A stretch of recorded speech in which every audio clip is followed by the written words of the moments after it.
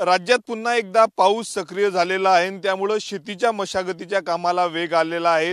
अमरावती जिल्ह्यामध्ये जर आपण पाहिलं तर 8 ते 10 दिवसांपासून पावसाचा खंड होता, परंतु मागील 3 ते 4 दिवसांपासून अमरावतीच्या अनेक भागांमध्ये जर आपण पाहिलं तर पाऊस मोठ्या प्रमाणावर होतोय आणि या पावसामुळे जे आहे ते पिकांना आता सध्या नवसंजीवनी मिळालेली आहे। त्यामुळे शेतात आता शेतकऱ्यांच्या वतीने मजुरांच्या माध्यमातून जे आहे ते पिकांच्या मशागतीचं काम सुरू आहे। पिकांची अंतर्गत मशागत सुरू आहे। सध्या मी अमरावती जिल्ह्यातल्या एका शेत शिवारामध्ये आहे। संपूर्ण हे कपाशीचं आणि तुरीचं शेत आहे आणि या ठिकाणी जर आपण बघू शकतो मशागत मजुरांच्या वतीने केली जात आहे।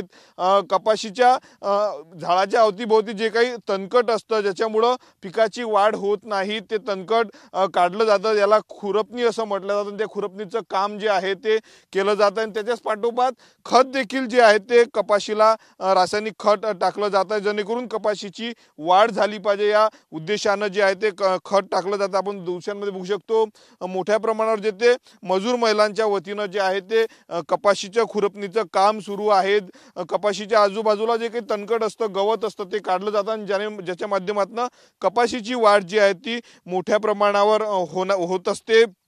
मागील 8 ते 10 दिवसांपासून पावसाचा खंड असल्यामुळे अनेक भागात ज्या आहेत त्या पेरण्या देखील रखडलेल्या होत्या, परंतु आता सर्वदूर जो आहे तो पावसाने हजेरी लावली आणि त्यामुळे अमरावती जिल्ह्यामध्ये जर आपण पाहिलं तर पेरणीच्या कामालाही दुसरीकडे वेग आलेला आहे। आपण हे बघू शकतो या ठिकाणी खत जे आहे ते शेतकऱ्यांच्या वतीने टाकलं जातं। ज्या भागामध्ये निंदन झालेलं आहे त्या भागामध्ये जर आपण पाहिलं तर या ठिकाणी खत टाकलं जातं। ते या ठिकाणी आपण बघू शकतो असं खत जे आहे ते शेतकऱ्याच्या वतीने टाकण्यात आलेला आहे।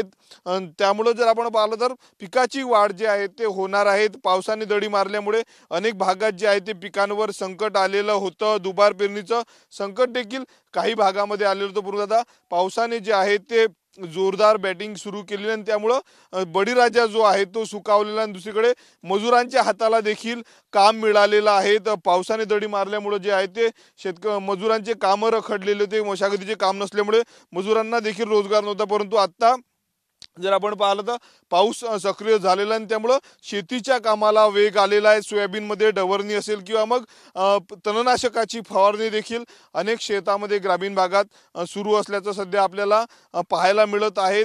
मोठी उलाढाल जी आहे ते वर्षभराचं पीक जे आहे ते या खरीप हंगामावर अवलंबून असतं। बळीराजा जो आहे तो संपूर्ण आपलं पैसा असेल या शेतीमध्ये लावत असतो, अपेक्षा असतं की दरवर्षी चांगलं पीक होईल, परंतु पाऊस जर आपण पाहिलं तर हुलकावणी तो मागील वर्षी देखील पाऊस जो आहे तो अति पाऊस आलेला होता। अवकाळी पावसामुळे शेतकऱ्यांचं नुकसान झालं, त्यामुळे यावर्षी देखील हवामान सुरळीत राहिलं पाहिजे अशी अपेक्षा जी आहे ती बळीराजाने केलेली आहे। कॅमेरामन अनिकेत दहातोंडेसह मी स्वप्नील उमाप, TV9 मराठी, अमरावती।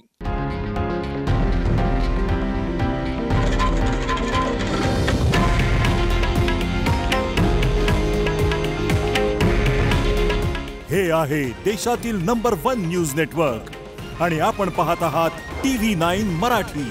काळजी तुमची, हित महाराष्ट्राचं।